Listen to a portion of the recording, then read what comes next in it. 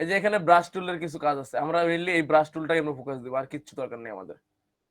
এই ব্রাশ টুলটা, তো আমি একটা ব্রাশ টুল প্র্যাকটিস করার জন্য একটা লেয়ার নিয়ে নিই, এখানে প্র্যাকটিস করি। এই ব্রাশ টুলটা যখন আমি ক্লিক করলাম, ক্লিক করার পরে এই যে দেখেন আমি ব্রাশ করি, ব্রাশটা কি আসতেছে, আমার ফরগ্রাউন্ডে যে কালারটা আছে সেটা কিন্তু পিক করতেছে এখানে। জি ভাইয়া। ঠিক আছে ব্যাপারটা, আমি টান দিলাম, ব্রাশ হচ্ছে। হ্যাঁ তো এখন এইখানে কিছু ব্যাপার আছে, আমরা কিন্তু ব্রাশ ছোট বড় করতে পারি, অলরেডি আমি দেখিয়েছি আপনাদের। বড় ছোট করতে পারবেন জি ভাইয়া পারবো। কিবোর্ডের হ্যাঁ, ব্র্যাকেট দিয়ে থার্ড ব্র্যাকেটের রাইট সাইডে যেটা আছে সেটা দিয়ে বড়, আর লেফট সাইডে যেটা আছে সেটা দিয়ে ছোট। আরেকভাবে বলতে পারি, হ্যাঁ স্টার্টিং যে থার্ড ব্র্যাকেটটা আছে সেটা দিয়ে ছোট হয়, আর ক্লোজিংটা দিয়ে কি বড় হয় থার্ড ব্র্যাকেট দিয়ে। শর্টকাট কি আর কি, এই ব্যাপারটা বুঝতে পারলে আমি আরেকটা ব্যাপার এখান থেকে বুঝাই নেই। দেখেন এই যে অপাসিটি যখন ফুল করে আমরা টান দেই তখন কি আমার হচ্ছে, আমি কিন্তু অপাসিটি ব্যাপারটা কালকে একটু বুঝিয়েছি আপনাদের। কি হচ্ছে এখানে, হ্যাঁ ব্যাপারটা ফুল কালারটা আমার পেয়ে যাচ্ছে, যেই কালারটা আমরা নিচ্ছি সেটা প্রপারলি পাচ্ছে। যখন আমরা অপাসিটিটা কমিয়ে দিব তখন দেখেন আমার কালারটা কিন্তু ঝাপসা হয়ে আসছে, শ্যাডো হালকা শ্যাডো হয়ে হালকা যাচ্ছে। হালকা কালার।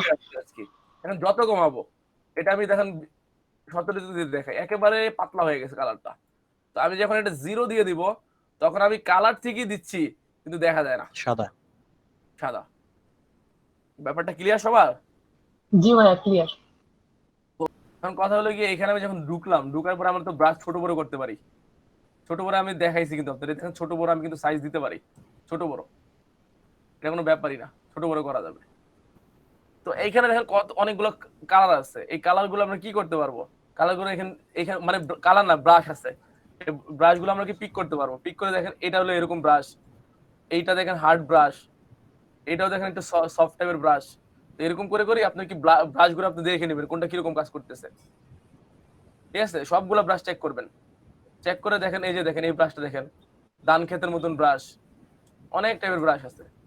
যেটা যখন কাজ, এই যে দেখেন পাতা টাইপের ব্রাশ, যেটা যখন লাগে ইউজ করে নেবেন।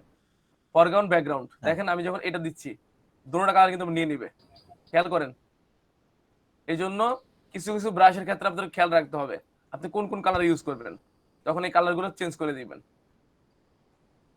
আর যখন যেটা সিঙ্গেল ব্রাশ, যেমন এরকম ব্রাশ গুলা, এগুলো তো একটা কালার, এগুলো তো আর চেঞ্জ হচ্ছে না। আর যখন এই যে ধান ক্ষেতের মতন বা পাতার মতন, এগুলো কি করতেছে এরকম, এগুলো এমন করার কারণ আছে বুঝছেন, এগুলো প্রিসেটে গিয়ে চেঞ্জ করা যায়। এগুলো শুধু একটা পাতা আসবে সেরকমও করা যায়, এটা পরে দেখাবো আমরা। আপাতত বুঝেন কি, যখন এরকম আসবে একাধিক ইয়াগুলো এসে পড়বে, তখন এখান থেকে আপনি কালার গুলো চেঞ্জ করে দিতে পারেন, ফরগ্রাউন্ড থেকে ব্যাকগ্রাউন্ড কালার গুলো চেঞ্জ করে দিতে পারেন। সাপোজ ধরেন আমি দেখাচ্ছি আপনাদের, কনফিউশন দূর হোক। দেখেন বুঝছেন ব্যাপারটা, দেখেন আমার কিন্তু ফরগ্রাউন্ডও নিচ্ছে ব্যাকগ্রাউন্ডও নিচ্ছে। এই জন্য তখন এইগুলোর ক্ষেত্রে আপনারা এখানে কালার গুলো চয়েস করে দিবেন, আপনি কোন কোন কালার চাচ্ছেন এখানে।